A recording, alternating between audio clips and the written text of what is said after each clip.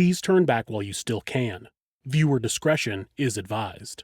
If you'd like to support the show, you can go to our website, thisismonsters.com/support. There you can find ways to support this show, as well as see a list of charities that help victims of violence. On November 25th, 2014, Devonte Hart was photographed hugging Sergeant Brett Barnum during a protest in Portland, Oregon. The two shared an embrace while Devonte was attending a protest in response to Missouri's grand jury deciding not to indict the police officers who shot and killed Michael Brown. A freelance journalist had taken the photo, and 2 days later, he sold it to the Oregonian newspaper. The next day, the photo went viral and hundreds of thousands of people had seen Devonte on the screens of their televisions, computers, tablets, and phones. What many people saw as a touching moment of peace turned into a nightmare for Devonte and his family. The event would send the Hart family spiraling into an abyss that they would never come back from. This is Monsters.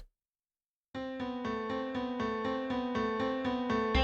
back and find out that he's deceased.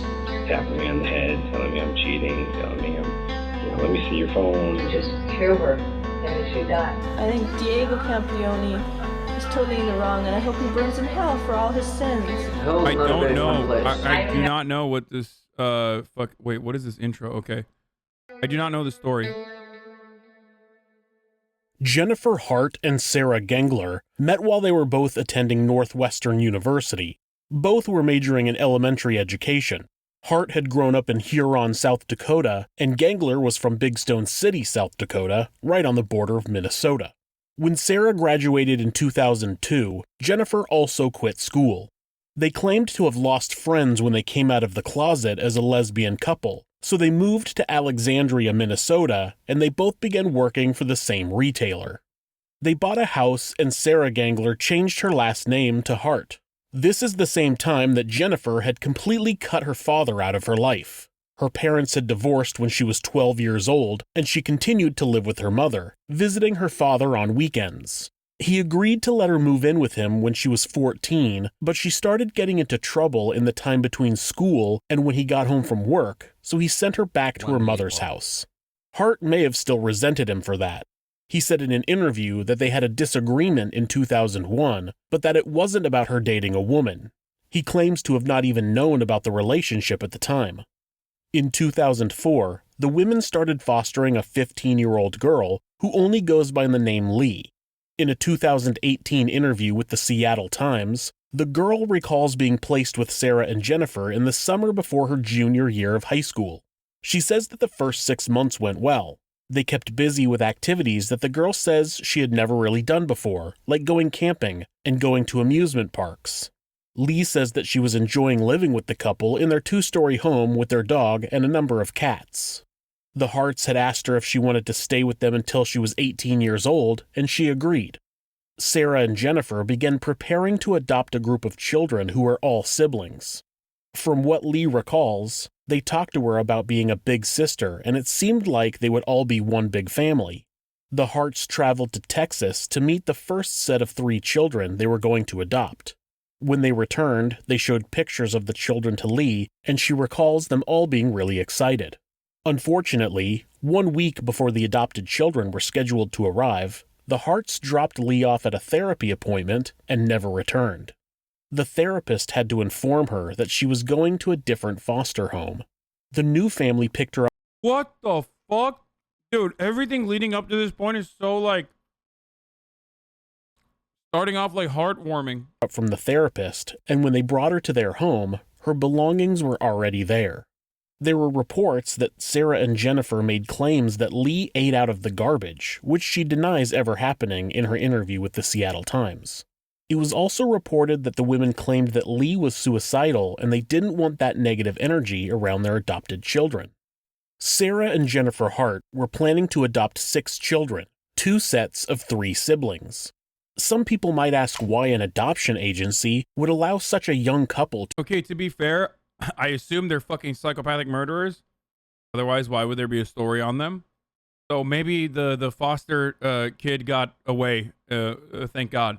to adopt 6 children over a relatively short amount of time.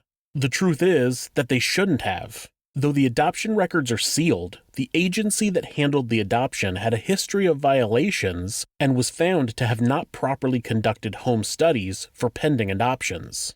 The report reads, "The Commissioner of the Department of Human Services, DHS, is placing Permanent Family Resource Center's license to receive children for care, supervision, or placement in foster care or adoption on conditional status for 2 years. Based on licensing violations determined during license reviews and complaint investigations conducted in February of 2008 and June of 2009. The adoption of 8-year-old Marcus, 4-year-old Hannah, and 2-year-old Abigail was finalized in November of 2006. Sarah continued to work as the manager of the department store Herberger's while Jennifer stayed home with the kids. Friends and relatives of the couple said that when they visited, the children never spoke. One relative said Jennifer was extremely strict. She said, quote, "If the kids did anything she thought was wrong, she would snap her fingers and say, 'Get in the corner, no food for you,'" end quote. The same relative said anyone who questioned her parenting would be cut off. She said, quote, "Jen wouldn't have anything to do with you if you disagreed with her," end quote. The next 3 children, 5-year-old Devonte, 4-year-old Jeremiah, and 3-year-old Sierra, were adopted in June of 2008. That's abuse. That is through and through abuse. It was only one small mistake that changed the course of the 3 children's lives forever. Sherry Davis and Clarence Celestine lost custody of their children due to drug use and neglect. Priscilla Celestine was Jeremiah and Sierra's aunt. She had petitioned to gain custody of all 3 children in 2007. She was an excellent candidate to become the children's new guardian. She was a family member, she had a good job, she moved into a bigger home, and she had no criminal record. The 3 children, plus another sibling who didn't get adopted by the Harts, lived with their aunt for about 6 months with no issues. But when Priscilla's employer called her and asked her to work an extra shift, she agreed and had Sherry come to her home and watch the kids. When a social worker made a surprise visit to the home and found the children in the care of their biological mother, they immediately removed them from the home. Priscilla and her lawyer fought to retain custody of the children, but it was no Good job, Child Protective Services. Just resubbed for 6 months. Lib summer. use. The state quickly found the 3 children a new adoptive family. The other sibling was placed in a psychiatric facility. The Texas Department of Family and Protective Services won't comment on the case. In 2008, a teacher questioned Hannah Come on, bro. They're just doing this is what they gotta do. about bruises she had on her left arm. Hannah told the teacher that she had been hit with a belt by Jennifer. Within months, all of the children were withdrawn from school for the remainder of the year. No charges were ever filed about the abuse. It seems like a majority of the stories I tell about child abuse and filicide include the parents removing the children from school after a couple of reports of bruises. You'd think that that would be a gigantic red flag, but apparently schools and CPS agencies don't seem to view that activity as suspicious. Wait, this is like they're still under the custody of the lesbian couple, right? Under the In custody 2009, Sarah, Jennifer, and all of the children went to Connecticut, where the couple officially married. In March of that year, the Harts sent an email to family members. Yeah, I wonder what it was that that made them magically think like, oh, they're just probably doing normal homeschooling and not getting fucking ritually abused. Announcing that they were upper middle class white ladies, chat. That's the point. That's what I'm saying. they were planning to expand their family even further. It turned out that Sarah was attempting to get pregnant. In the email, Jennifer wrote, quote, "After 10 years of talking about this, we have decided on a donor. This month will be the first time she will have done the actual procedure. It's kind of nerve-wracking," end quote. In July, Jennifer sent another email claiming that the baby didn't make it. How could a young couple raise 6 kids and pay for in vitro fertilization on a single salary? It turns out they were receiving between $400 and $500 per month per adopted child, plus social. There it is. Just like the Oklahoma case that we saw. Remember the two from the same channel, the two Minecraft kids that went and murdered their whole family, and you were like wondering why there was 6 siblings? Well, it's because the government was giving them money, and the family reportedly wanted to do that. Oh my God, they're wearing fucking Bernie shirts. Oh, Jesus Christ. Oh, I didn't notice that until just now. Social security benefits for 2 of the boys. This made up a large portion of their income, and some believed it was the motivation for their hasty adoptions. In 2010, Abigail told a teacher that she had owies on her back and stomach. According to Abigail, Sarah and Jennifer had found a penny in her possession and believed that she had stolen it. They held her head under cold water while hitting her. When authorities interviewed the other children, they all said that they had been spanked, grounded, and had food withheld from them. Sarah ended up pleading guilty to assault and was given probation. In 2011, they didn't take the kids away?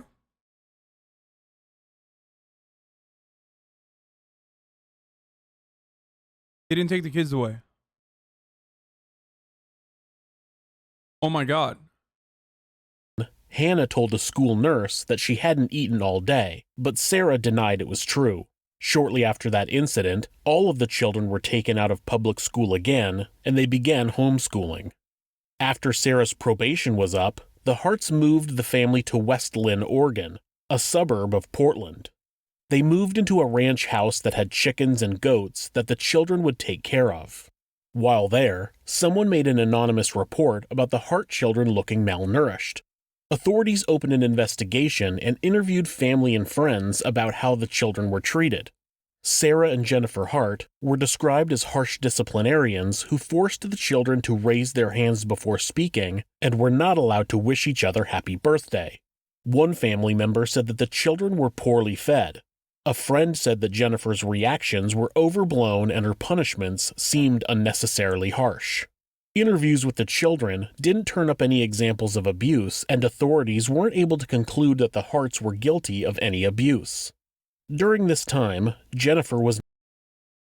Bro, what the fuck?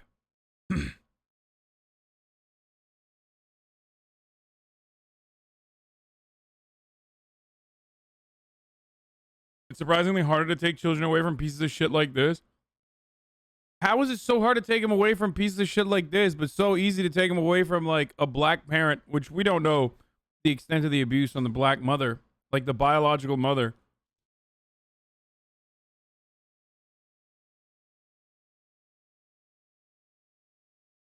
That is actually wild. Like, if they were like taking them away from the parents because like of corporal punishment, because of literally starvation, which is actually child abuse.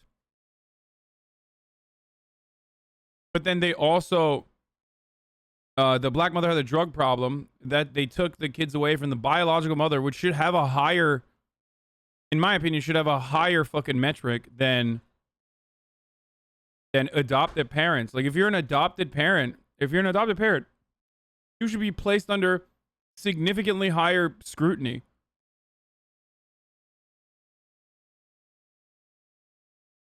Am I crazy about this? Like, I feel like adopted parents, people should literally look into way harder, and minor infractions should go a lot, like a way, way longer way than like the biological parents of the child.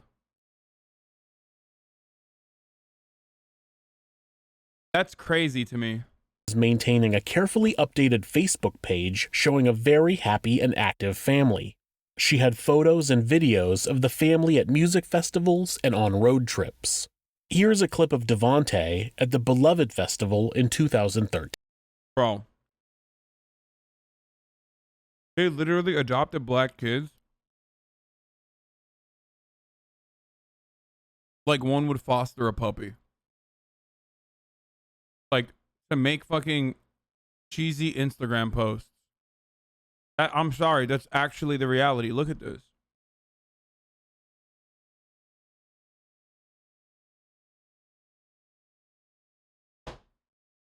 That's wild. It's like that. It's like the people that are fucking, you know, giving their dogs away after COVID.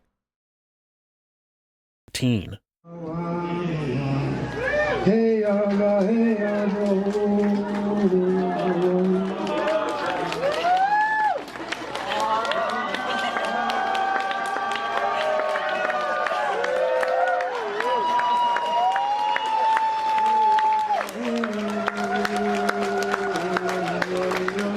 What is happening?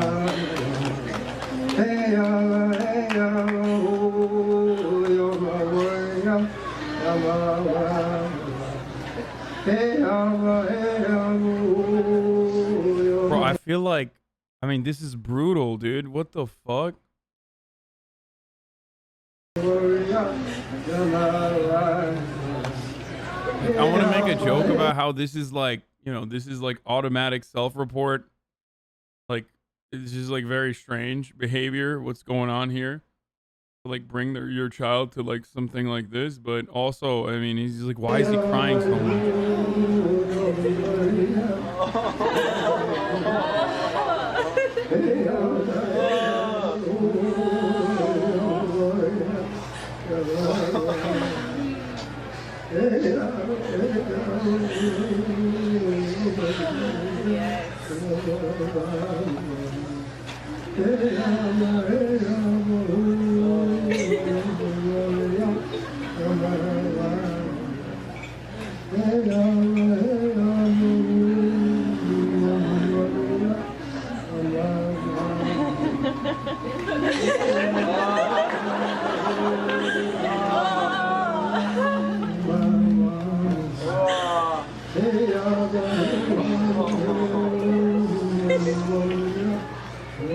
So funny, they don't know what's going on with him, dude.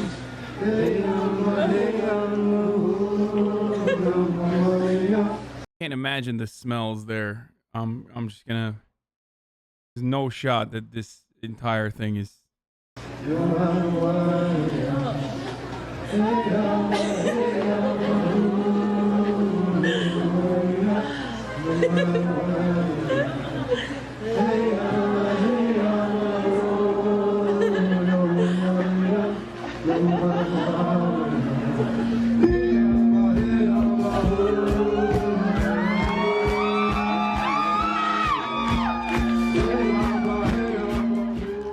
Jennifer Hart commented on the video when it was posted online, quote, "I just wanted to take a moment to personally thank you for capturing the video of my son, Devontae, with Xavier at Beloved. I was shooting still photos, so I was hoping that a quality video would arise at some point. This moment is forever etched in our hearts, and most likely anyone who is there to witness this raw human love. Devontae was wearing his free hugs sign that he travels the country with. He's hugged thousands, sharing his love for all. There is a long story behind the emotion and why this moment was so special for Devontae. Thank you for enabling everyone to live this moment again through your video." End quote. It seems as though the women used these children, especially Devontae, as a prop to display their political opinions. Opinions that were extremely pro-love and kindness, though they ironically weren't showing any of that to the children when nobody was watching.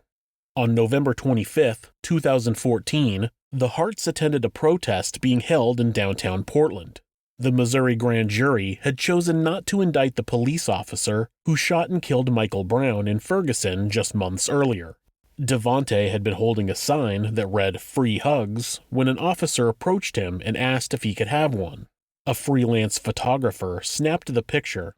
People shared rumors that Devontae was forced to give out free hugs, but there's no evidence that that is true.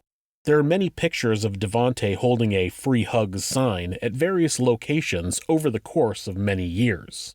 There's no way to know exactly what Devontae was thinking or feeling that day, but we do know that the picture would go on to make. Well, I can't. I hate that she's like got hella fucking Bernie drip, dude. The boy famous. Once the photo went viral, the family was getting a lot of attention, and television shows were asking to do interviews with Devontae. Jennifer refused, claiming she was protecting Devontae's privacy. She then claimed that they had gotten death threats and they needed to move out of the area. Authorities said that they have never found any evidence of death threats. It's more likely that the attention was unwelcome, as they liked to keep their family locked behind closed doors, away from prying eyes. In 2017, the family moved to Woodland, Washington, about 30 miles north of Portland, Oregon. This home was on more than 2 acres of land and didn't have any close neighbors. The closest neighbors were Bruce and Dana DeKalb, who lived in one of the neighboring houses, and they claimed that the family never came outside and always had the blinds closed. In August of 2017, at 1:30 a.m., Hannah jumped out of a second-floor window of the Hart home and ran to the DeKalb home. Bruce was awoken to the sound of someone knocking on the door and went to answer. When he opened the door, Hannah begged him to help her, claiming, quote, "They're racists and they abuse us," end quote. She would have been about 14 years old at the time, but the DeKalbs thought that she was closer to 6 or 7 because she was so skinny. Jennifer showed up and took the girl back home with her. The next day, the entire Hart family showed up at the DeKalb house. Wait, what? Wait. To apologize for the incident. Are you fucking kidding me, dude? No, dude, no. Jennifer explained that the children would sometimes act out because they had all been, quote, drug babies, end quote. Hannah gave the Okay. What the fuck, dude? That's it. That's it. You're like, you refer to your own adopted children as drug babies, saying that they're acting out because they're drug babies. It's a wrap, dude. Fucking literally call the cops. Actually, what the fuck are cops gonna do? They're gonna be like, yeah, they are drug babies. They're black. And then fucking move on, I guess. What do you do in this situation? There's nothing you can do.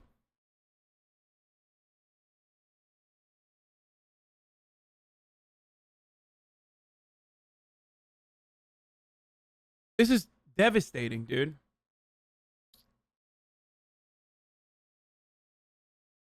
DeKalb's a handwritten note apologizing for her behavior and saying that what she had said the night before was a lie. When Dana DeKalb asked to speak with Hannah alone, Jennifer wouldn't allow it. She said, quote, "We do everything as a family," end quote.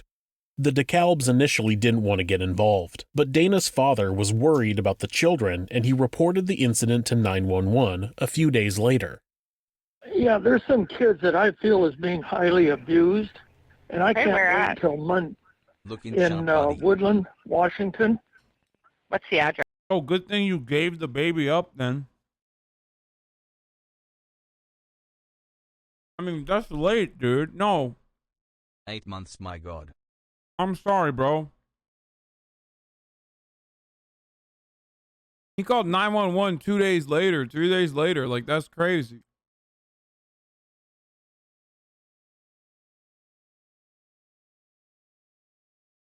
What was he supposed to do, bro? Take the fucking child? Dude, when you see a 14-year-old that's malnourished like they're fucking 7 years old, they look like they're 7 years old because of how malnourished they are, and they jump out of the second story of their own house to come to you and tell you, like, my parents are abusing me, you have to call Child Protective Services. You have to call 911. No fucking shot. Like, you don't, you shouldn't be letting them get away. Address. Okay, I'm going to give you the address of my daughter's house because it's right next door. Okay, and what's going on there? Well, they have 4 black Oh my God, it's not even the neighbor. It's the neighbor's dad. children, which that part doesn't Oh my God. Oh, thank God, dude. Okay, never mind. I'm not even mad at that guy. Okay. matter, and they're new here in Texas. But the other night, a little girl jumped out of the second-story window on the roof and then down onto the ground. Yeah, remember when you said, oh, they don't know that? They don't know that? Well, guess what? They did fucking know that. And ran to my daughter, and this is like 2. Bro, you fucking see that shit, it's over. Like, you see that, or a kid tells you that, it's fucking over, dude. There you go. In the morning, begging them to help her. When did that happen? About 3-4 nights ago. Okay. And my son-in-law doesn't want to get involved, but the more I... Yeah, the son-in-law was the one who was like, oh, I don't want to do anything. The dad is the fucking hero. Finds out about it, immediately fucking calls the cops. I sit on it. I just can't live with it. Somebody's got to Okay. go there and check on And these. There so you how go. old was the little kid that did that ran to your daughter's house? About 12 years old, 13. And when they came looking for her, she was begging my daughter not to let them know she was there. And then eventually my son-in-law let him know. And then she had all 4 of the kids come back later and to say everything I'm sorry, but I hope that guy feels bad. The son-in-law. was okay, and they were all standing at attention like they were just scared to death. And I think there's something very serious going on there. And they're here from Texas. The kids might even be kidnapped. Okay. And so did the girl ever say why she was scared? No, she was crying, and it was 2 in the morning, and my daughter said the biggest problem was she's half awake. She couldn't believe what was going on. And Okay. and basically my son-in-law's like most people, they don't want to get involved. And so he's keeping my daughter out of it, but since she's told me about it, I just can't live with it. I'm very concerned for these kids. I just can't let this go any longer. Those kids, I think, is in very serious danger. This man is incredibly perceptive. He can sense that these children are in danger, and he's absolutely right. He even mentions that the children may possibly be kidnapped. Of course, authorities claimed that there was nothing that they could do. Sometimes it seems like the police are only able to act after a crime is committed. I mean, yes, all the time. You mean literally all the time?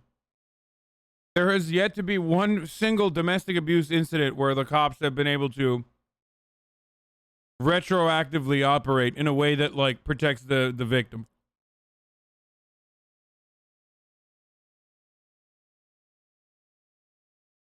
Straight up.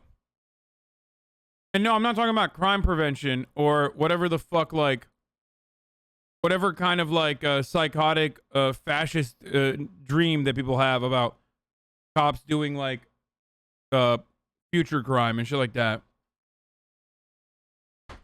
I am absolutely talking about, like,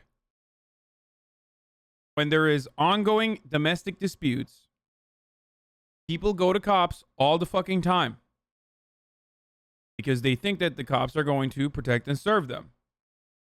Not realizing that, according to at least the latest study that we can physically find, 40% of cops are domestic abusers. The only time cops actually come and do something is if your domestic abuser has succeeded. After the fact.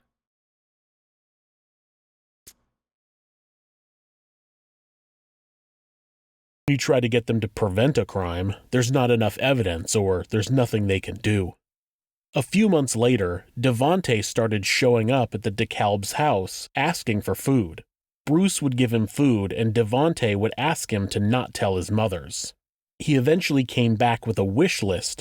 What do you want him to fucking do? Literally what fucking cops are supposed to do. Go over there, see if there's enough probable cause for fucking child abuse even from the doorway, conduct an investigation, come back with Child Protective Services, and do exactly what the fucking Child Protective Services is supposed to do. Okay? Take kids away from parents like that. Containing items such as peanut butter, fruits. I love that in America, we're so fucking aware. We are so aware of the insignificance of police and the way that it currently operates that, like, there's people who are just like, what do you want them to fucking investigate?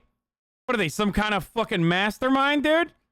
The expectation that cops are supposed to investigate a crime like kidnapping potentially and child abuse? What are you, crazy, dude? Like, I love that. That is the argument, dude. That's the counter to me, is that, sorry, what do you want them to do? Go in there and kill the black kids? What's up? That's what cops do. I don't understand. Bagels, and cured meats. He asked them to put it in a box and leave it by a section of fence so Jennifer and Sarah wouldn't see it. After this happened about 10 times, Dana reported it to the local Child Protective Service. A CPS agent arrived at the Hart's house that same afternoon, and even though they saw the family pull into their driveway in their GMC Yukon, nobody answered the door. The Washington State Department of Social and Health Services, DSHS, reported that they attempted to contact the Harts on March 23rd and 26th of 2018. On the 24th, the DeKalb said that the Yukon was gone from the driveway. After the Harts left their house, there were no social media updates, as they worked their way down the Oregon coast into California. Sarah had texted her work on Saturday morning, the 24th, claiming to be sick, but she just didn't show up on the 25th or 26th. One of her coworkers called for a welfare check on the 26th, since she hadn't shown up for work in 3 days. And who are we checking on? Hey, you see what that is? You know what a welfare check is, chatter? They should have done that for the children approximately weeks ago when that happened. Sarah Hart. And how are you related to her? Just a friend. Tell me the reason that we're checking on her again. She sent out a text message at 3 o'clock in the morning on Saturday morning stating that she was sick, but nobody's been able to get a hold of her or talk to her or seen her since that text message. Okay. Or her wife, which is Jen. So we're just concerned. Remember, like, the criminal justice system and the police are brutal in America. One of the parents has already been on probation for, like, assault. You mean to tell me that you see fucking two white ladies and you're just, like, not gonna look the background up? Like, really? Like, you hear this from a fucking neighbor and, like, not a single person is like, let me run a fucking background check on these ladies. I'm sorry, this is literally white privilege. Like, someone just knock on the door? Oh. Don't say hindsight 2020, man. Don't say hindsight 2020. There is no hindsight 2020. We're talking about, like, proper procedure. No, my mom is in the back. She just knocked on the table. I thought the door was someone knocked on the door. Hi, could you send a high school dropout named Brad to assess the safety of my neighbor's children? Yeah, nah.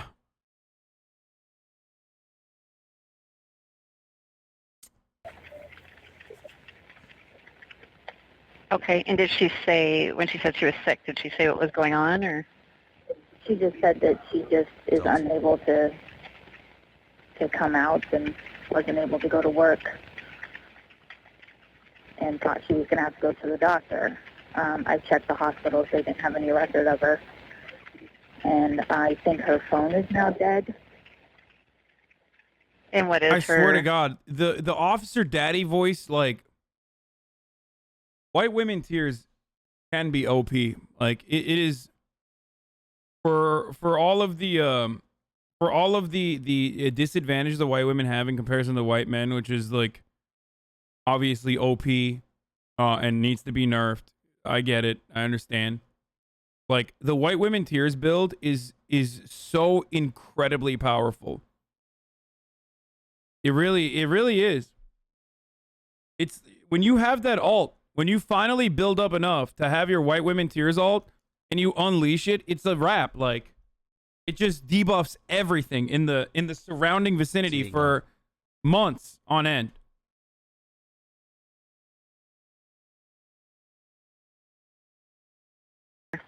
Phone number. Okay. And just the two of them live there, or? And they have 6 children. That same afternoon, a German tourist reported seeing a GMC Yukon lying on its roof at the bottom of a 100-foot cliff.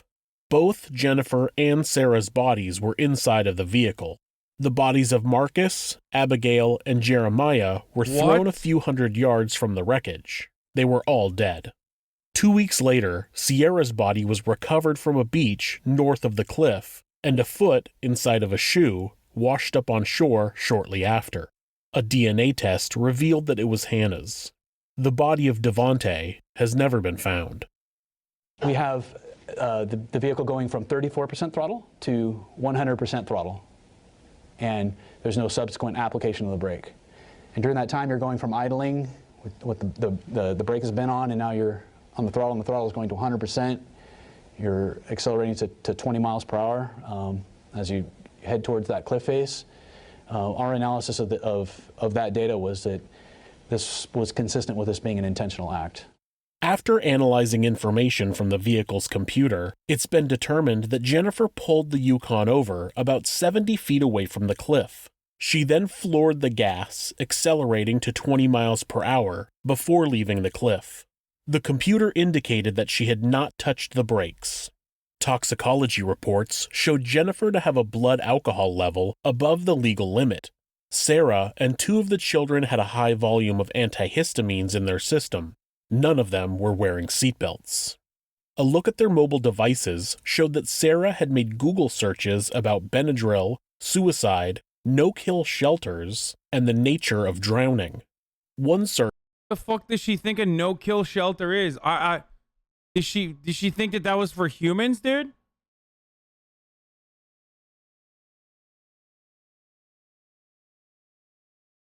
She probably thought like, oh, you know, I gotta fucking take my children that I treat like animals to a no-kill shelter. Search was, quote, can 500 milligrams of Benadryl... Wait! She had fucking pets? Shut the fuck up. Shut the fuck up. Are you telling me this fucking animal, this demon, had more care and consideration for her fucking animals, her pets, than she did for her adopted black children?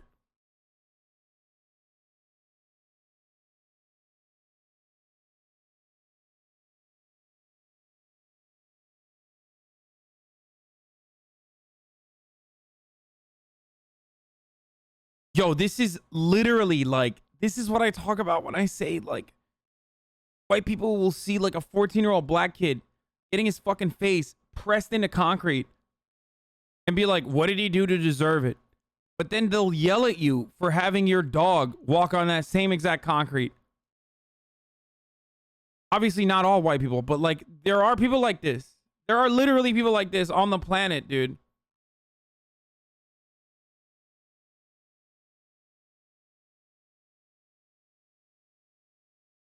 Kill a 120-pound woman, end quote. Another said, quote, is death by drowning relatively painless, end quote. And another, quote, how long does it take to die from hypothermia while drowning in a car, end quote.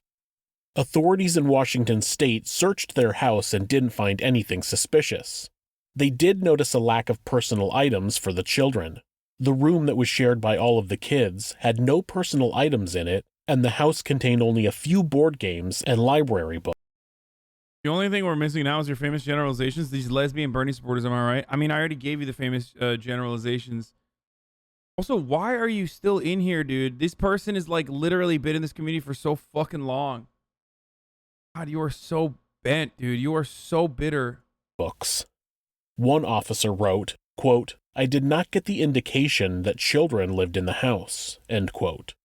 Animal control picked up the animals that had been left on the property, though nobody knows what happened to their dogs. Most likely why they had searched for no-kill shelters. We can only hope. There are so many questions about why the Harts decided that this was something they needed to do, but we will never get any answers. If you like this video,